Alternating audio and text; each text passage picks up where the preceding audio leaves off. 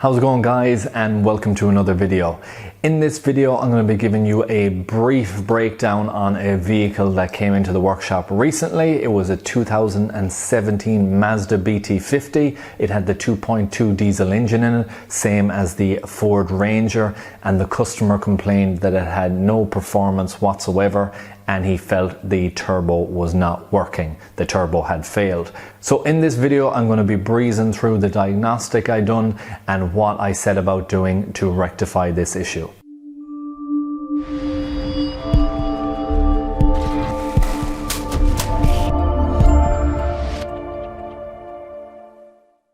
Okay, so first things first, we bring the vehicle for a road test and we confirm the customer complaint.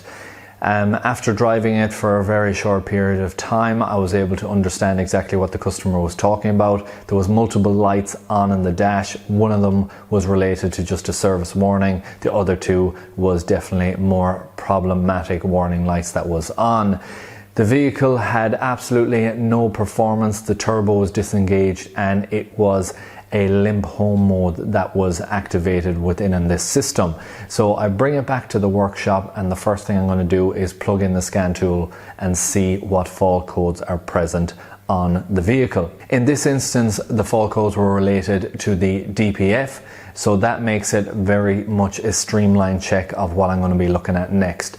Those checks, depending on your scan tool or depending on what diagnostic tool you're using, could be as simple as the soot accumulation percentage. So on some scan tools you get a soot accumulation percentage which will show you 100% or above, 150, 200, depending on how blocked your system is.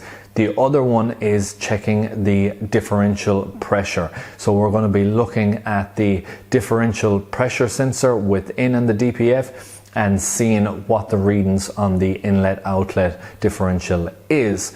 Now I'm going to be inserting a quick video that I made which just kind of gives you an understanding of what I'm looking for on the live data. Depending on the differential pressure that we get, that reading we get at certain ranges, that will determine if we could do something which is simple as a service regeneration or a force regeneration. If that level exceeds that, we won't be able to do it. So I'm just going to insert that video here. Okay, so I just want to do this very simple sketch and maybe give you a little bit better of an understanding. This terrible picture that I'm going to draw here is a DPF. It's going to have pipes coming from it. So this is the outlet and this is the inlet. The DPF gets a soot buildup within it. As that happens over time, the inlet pressure, it increases. So that raises as the soot accumulation gets higher and higher, the inlet pressure increases from there. So the next numbers that we want to be aware of, and this is particularly important when you're doing a forced regeneration, is at around the 2000 RPM mark, you have a look at the data and an unsafe range. So if you see a reading of 300 plus millibar, you do not want to carry out a service regen or a forced regen because it's unsafe to do so. A safe or a normal type reading would be around the 150, but I have done them safely at the low 200s and mid. Now I don't know if this goes for every manufacturer. This is the readings that I have got on other manufacturers before. If you have that service manual available where you have the exact data, which it is not permissible to do a forced regen, definitely go by that, but this is a general rule of thumb. So at idle you may be expecting to see around the 3 millibar at idle. If you are getting readings in kilopascals, you just need to divide by 10, so that would be 30 kilopascals. And that is it. If you follow these guidelines, you will be a lot better off in just knowing what's safe and what's not safe to do that forced regen. So now that we know what checks we need to do, and I have them done on this vehicle, I know that the BT50 is capable of a forced regen. So I set about just doing my visual checks that I always do. This can be done at any stage, but I recommend to everybody to do them, which is checking the pipes, making sure there's no splits or breaks or kinks within them, inlet and outlets. And this particular system has a fuel vaporizer as well. So what I do is I just remove that and I make sure that there's no blockages within that system. A fuel vaporizer raises the temperatures by putting fuel vapors into the exhaust, and it plays a very important part in the diesel particulate filter setup on this vehicle. Now, there is different types of regeneration that can occur in your DPF. There is a passive or spontaneous, and there is a forced. They're the most common ones, the forced regeneration one. So a passive one is one that you can do yourself. It is one that you would be driving at certain speeds for a very prolonged period of time. That will raise the temperatures within that exhaust system. It'll get them up to that 600 degrees Celsius, which you need to burn off the soot. A DPF, for people that are not aware, a DPF is a diesel particulate filter. It catches soot within it, the particulate matter that it catches, it holds them, and then when you are getting that regeneration process, it's burning off that soot. So it's bringing the emissions down, and it's better for the environment, etc. But as that soot builds up, if the regeneration process is not happening correctly for whatever reason, that soot can build up to the point where it's restricting the flow completely through within your exhaust system. So in this instance, after I have all the visual checks done, the live data check done, I set about doing a forced regeneration.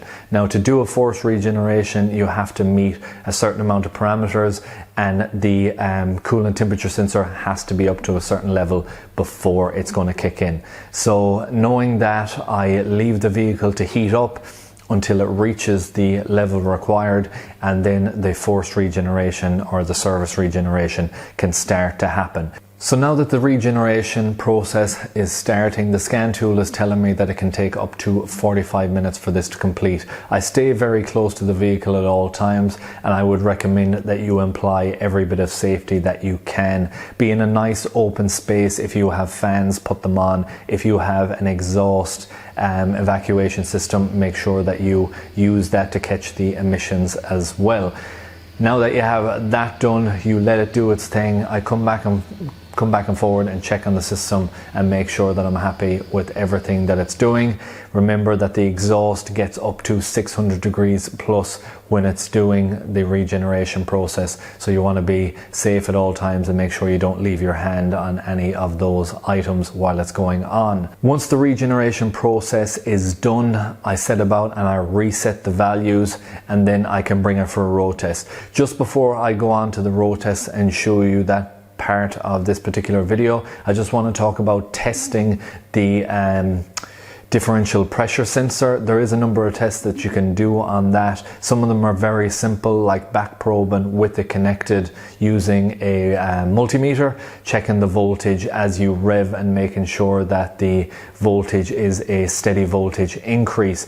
The other one is you can use a vacuum gauge, put it on one of the pipes, and you can also look at the reading on your scan tool. You want to see steady increments of increase as you use that tool as well. And the last one is using one of these. So this is actually a coolant pressure tester. If you don't have a vacuum gauge, you might have one of these in your workshop. A lot of workshops do carry them. Very, very common item for testing coolant systems, but it has the readings that you need on it to do a check like that. On the caps, you will be able to remove the little top thread screw, and that is the part that you will put into the pipe. You pump it up and you check the readings on it. So you are able to see on the dial here the different pressures you would be expecting, and once you have that information, you're able to check on your scan tool, and once it correlates, so if you have 40 or 30 kPa here, that you have a reflection on your scan tool that matches the pressure that's in it. Very, very quick and effective checks just to make sure that the pressure sensor is okay.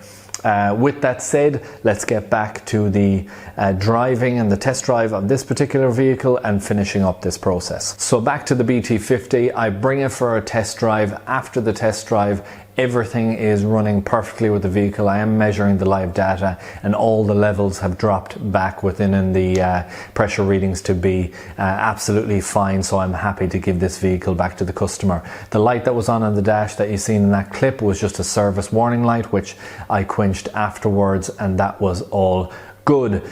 I would recommend, if you are unsure of the levels that you would be expecting, or if there's an underlying fault that wasn't picked up, should this vehicle come back within a number of weeks, a much further investigation diagnostic will need to be done. There is cleaning other than regenerations and so on as well that can be done to vehicles. You can remove the DPF, you can get them professionally cleaned. You can also buy system additives that help clean off the DPFs as well. So there's a few different options when it comes to cleaning the DPF. Not all vehicles have a service regeneration available to them, but that passive regeneration that I spoke about, where you drive at certain speeds for a long period of time, will be suitable for all vehicles. And with that said, I hope you enjoyed this video, guys. I hope you found it useful and informative. If you did, please like, share, comment and subscribe, and I hope to see you in the next one. Thanks for watching.